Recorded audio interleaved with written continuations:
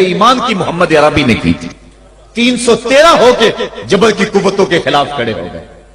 جب عمیر نے جا کے رپورٹ دی نا ابو جہل کو کہ وہ تو 3 اونٹ کھا سکیں گے اور 300 سے کچھ کم اور کچھ زیادہ ان کی تعداد ہے، اس سے زیادہ نہیں ہے، میں خوب وادیاں دیکھ آیا ہوں، میں خوب ٹیلے دیکھ آیا ہوں. تو ابو جہل نے سنادید قریش کو بلا کر کہا عمیر کی رپورٹ سنو کتنی حوصلہ افزا ہے.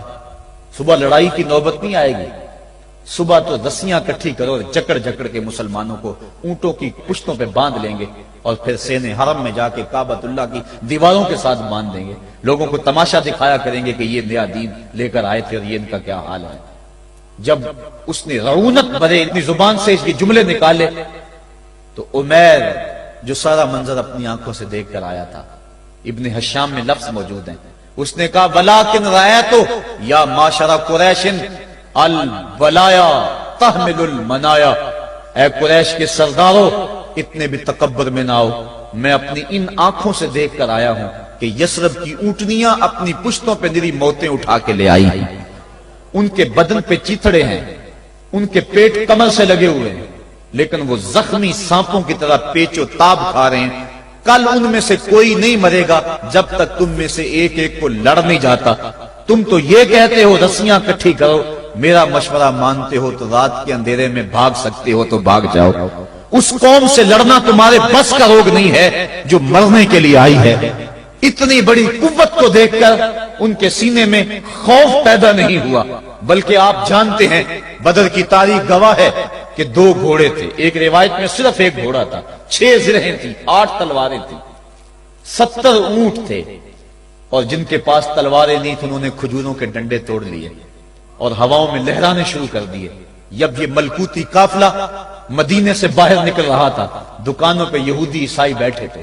انہوں نے کہا مسلمانوں کس بل بوتے پہ جا رہے ہو، کس برتے پہ جا رہے ہو، کون سا آسرا ہے تمہارا، آلات حرب و ضرب تو تمہارے پاس موجود نہیں. اتنی بڑی قوت سے ٹکرانے جا رہے ہو جو کیل کانٹے سے اور اسلحے سے آلات حرب و ضرب سے لیس ہو کے آئی ہے. تم مقابلہ کیسے کر پاؤ گے، کس بل بوتے پہ جا رہے ہو. حضور کملی اوڑے ساتھ ساتھ چل رہے تھے.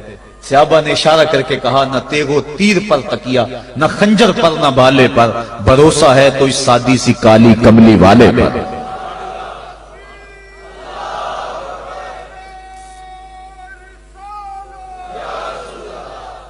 اب اس ماحول میں جبکہ کفار پورا لاؤ لشکر لے کے آئے اور ابو جہل نے کہا اعلان کر دو لنا عزا ولا عزا لکم، یہ ان کے بت کا نام ہے. ہمارے پاس عزا ہے، تمہارے پاس عزا نہیں. ہمارے پاس لات ہے، تمہارے پاس لات نہیں. ہمارے پاس منات ہے، تمہارے پاس منات نہیں. ہمارے 360 خدا اور تمہارا ایک خدا، مقابلہ ہی کوئی نہیں. اس نے کہا کھڑے ہو کے اونچی جگہ پہ کہا اپنے نقیب کو اعلان کرو لنا عزا ولا عزا لکم. حضور کے کانوں میں آواز پڑی، فرمایا علی تم بھی اونچے ٹیلے پہ کھڑے ہو جاؤ اور تم ان کو جواب میں کہو اللہ مولانا ولا مولا لکم، اللہ ہمارا مولا ہے، تمہارا مولا کوئی نہیں ہے. اور پھر حضور نے سجدے میں سر رکھ دیا. سجدہ اتنی بڑی قوت ہے، ہزاروں ایٹم بمبوں کے اندر وہ قوت نہیں ہے جو سجدے کے اندر طاقت رکھ دی. آج دنیا سے ہم ڈر رہے ہیں اس لیے کہ ہمارے سجدے چھن گئے ہیں، ہمارے سجدوں کی آبرو چھن گئی ہے، ہمارے سجدوں میں وہ حرارت اور گرمی نہیں رہی، وہ رقت اور وہ نرمی نہیں رہی. بدر کا میدان ہے، 1000 کا لشکر جرار مقابلے میں ہے اور وہ پورے لاؤ لشکر کے ساتھ ناز و تفاخر کے اندر مسلمانوں کو ملیا میٹ کر دینے کے جذبوں سے دانت پیس رہے ہیں کہ آج مسلمانوں کو کچا چبا دیں گے. مسلمانوں کے ساتھ پاس صرف 8 تلواریں اور ان کے بطن میں کھانے کے لیے کچھ نہیں. جس کھجور کو چوس کے روزہ رکھتے ہیں اسی کھجور کو چوس کے روزہ افطار کرتے ہیں. یہ حالت مسلمانوں کی، بدن پہ چتھڑے لگے ہوئے کپڑے ہیں، عجیب حالت ہے. پھر کون سا آسرا تھا جو مسلمانوں کے کام آیا. مصطفیٰ کریم نے مسجد عریش میں سجدے میں پیشانی جھکا دی. حضرت ابو بکر صدیق رضی اللہ تعالیٰ عنہ فرماتے ہیں میں حضور کے ساتھ تھا، ساری رات مصطفیٰ روتے رہے، آنکھوں میں آنسو ہیں. حضور کی چادر سر انور سے سلٹ کے حضور کے کندھوں پہ آ جاتی، پھر کندھوں سے پشت پہ آ جاتی. میں اٹھا کے حضور علیہ السلام کے سر پہ رکھتا اور کہتا حضور بس کرو. حضور بار بار روتے اور اللہ کی بارگاہ میں سجدے میں سر ڈال کر التجائیں کرتے. لفظ کیا تھے محبوب کی زبان پہ، آج تک ایسی ناز والی دعا کسی نے نہیں کی ہے جی جیسی دعا مصطفیٰ جان رحمت نے کی. مصطفیٰ کریم سجدے میں سر رکھا ہے اور کیا کہا؟ اللہم ان تہلک ہذہ العصابہ لم تعبد فی الارض ابدا. میرے مالک میں نہیں کہتا کہ ان لوگوں کو بچا لے، دیکھ میری زندگی کی کمائی یہی 313 ہے جو میں تیری چوکھٹ پہ لے کے حاضر ہو گیا ہوں. میری زندگی کا کل اثاثہ، میری زندگی کا کل سرمایہ کوہ ابو قبیس پہ کیے گئے درسوں کا نتیجہ، عکاظ کی منڈی کے اندر دیے گئے درسوں کا نتیجہ، اور ذل مجال کے میلے میں تیرے دین کی تبلیغ کا نتیجہ، طائف کے بازاروں میں پتھر کھا کھا کے جو تبلیغ کی اس کا نتیجہ، رستے میں گڑے، رستے میں بچتے ہوئے کانٹے، اور مکے کے بازاروں میں میرے بدن کے اوپر پڑتی ہوئی اوجریاں، میں نے پھر بھی تیرا کلمہ بلند کیا. میرے مالک میری پوری زندگی کا گداز، میری پوری زندگی کا سرمایہ، میری زندگی کے آنسو، میری زندگی کا رونا سین حرم کے اندر کعبۃ اللہ کی چھاؤں کے میں سجدے کر کر کے، کوئی کبھی میں نے عمر مانگا، کبھی میں نے حمزہ مانگا، تیرے دین کے لیے میں نے جو ایک ایک کر کے تنکا جوڑا اور یہ ایک چھوٹا سا گھونسلہ بنایا.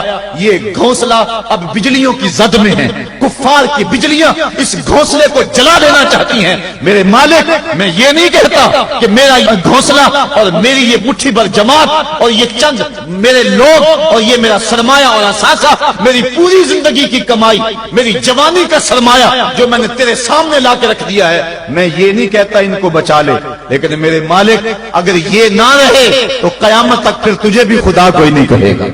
ان تہلک ہذہ العصابہ لم تعبد فی الارض ابدا. اگر یہ نہ رہے تو قیامت تک تیرے نام کے ڈنکے بجانے والے بھی دنیا پہ نہیں ہوں گے. یہ حضور نے اللہ کی بارگاہ میں دعا کی اور سجدے میں سر رکھا ہے. حضور علیہ السلام کی آنکھوں میں اشک جاری ہیں، سجدے سے قوت حاصل کی جا رہی ہے. دشمن کے مقابلے میں مصطفیٰ کریم سجدے میں سر رکھ کے اللہ سے آرزو کر رہے ہیں. حضرت سیدنا صدیق اکبر فرماتے ہیں اچانک حضور نے سر اٹھایا، میں خوش ہو گیا کہ حضور کے چہرے پہ مسکراہٹ تھی. حضور مسکراتے ہوئے فرمایا ابشر یا ابا بکر ھذا جبریل آخذ بعنان فرسہ. ابو بکر بشارت ہو، وہ جبریل اللہ کی مدد لے کر آ گئے. تو یہ سجدے تھے جن سجدوں نے ظالم اور جابر قوتوں کا منہ توڑ کے رکھ دیا. حضرت علی المرتضیٰ روایت کرتے ہیں رضی اللہ تعالیٰ عنہ، فرماتے ہیں میں نے ہاتھ میں تلوار تھامی اور میدان میں کود پڑا.